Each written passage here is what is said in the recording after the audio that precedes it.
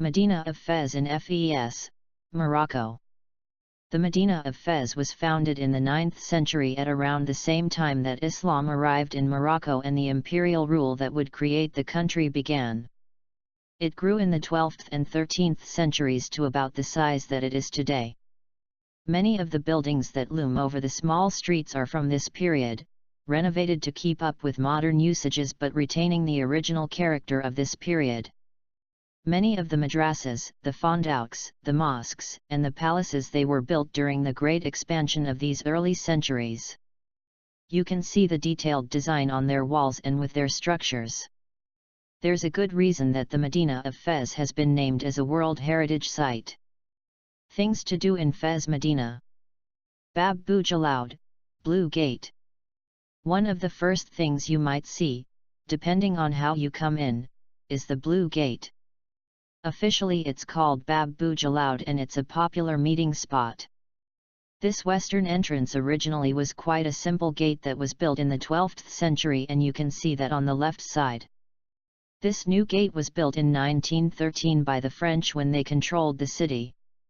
Its design was inspired by Moorish architecture, which makes it look much older than it actually is. Al-Adarain Madrasa. This madrasa, Islamic school, is one of the most beautiful buildings in the Medina of Fez. It was built in the early 1300s and is next to the spice and perfume market. The highlight in the central courtyard that opens onto the prayer hall. The colorful mosaic tiles and carved stucco create a detailed work of art on the walls.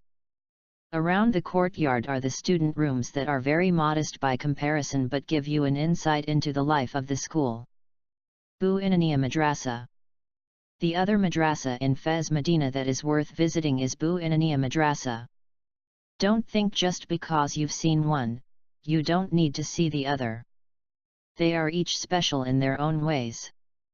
Bou Inania Madrasa was built in the middle of the 1300s and has an enormous brass entrance door.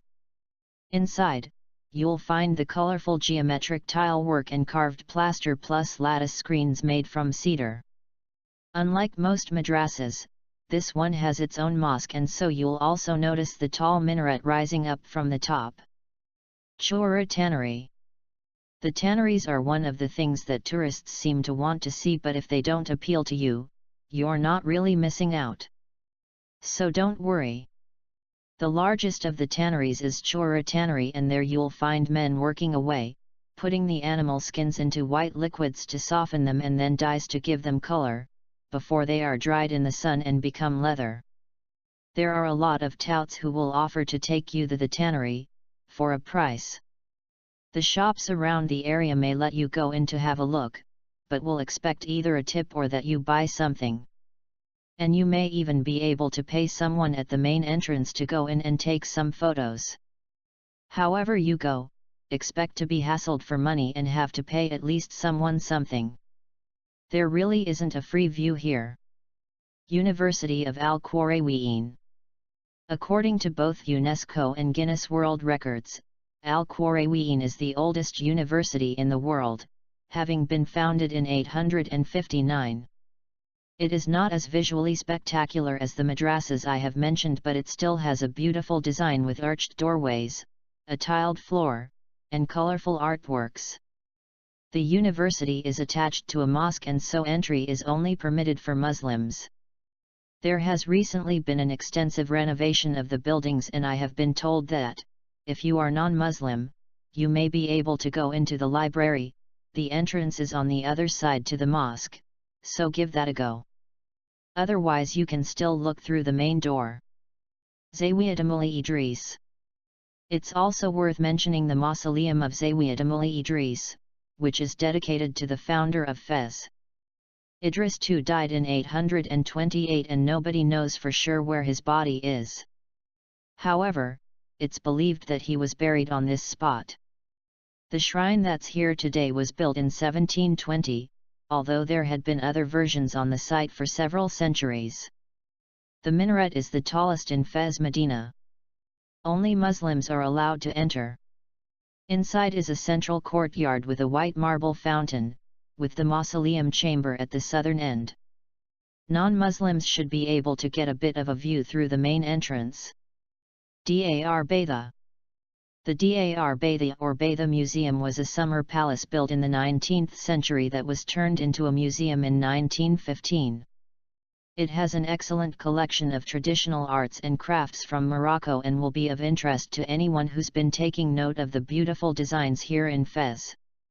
Dar Baytha is particularly known for its collection wood carving, although there are also examples of the colorful tile mosaics, embroidery, and carpets. Funduk al-Nayarayan.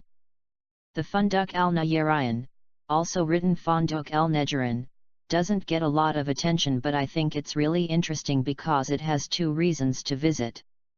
The first is the building itself. It was built in the 1700s as a roadside inn, where travelers could rest and stock up on supplies plus share information with people heading the same way. It has a large entranceway that leads through to a central courtyard that has 3 levels with rooms coming off the balconies. The second reason why it's worth visiting is because it's now been turned into a museum, dedicated to wooden arts and crafts. There are some lovely pieces here, so, even if you're coming for the architecture, there's a bit of a bonus. Souks. And, finally, I'm going to mention the souks in the Medina of Fez. There's probably no need, because you're going to find them even if you don't try, but these old markets are one of the most interesting parts of the city. You'll realize that different souks throughout the Medina specialize in different products. I don't think any one of them is better than the other, because it all depends on what you're looking for. And, if you're just curious, go to as many as possible to see the range.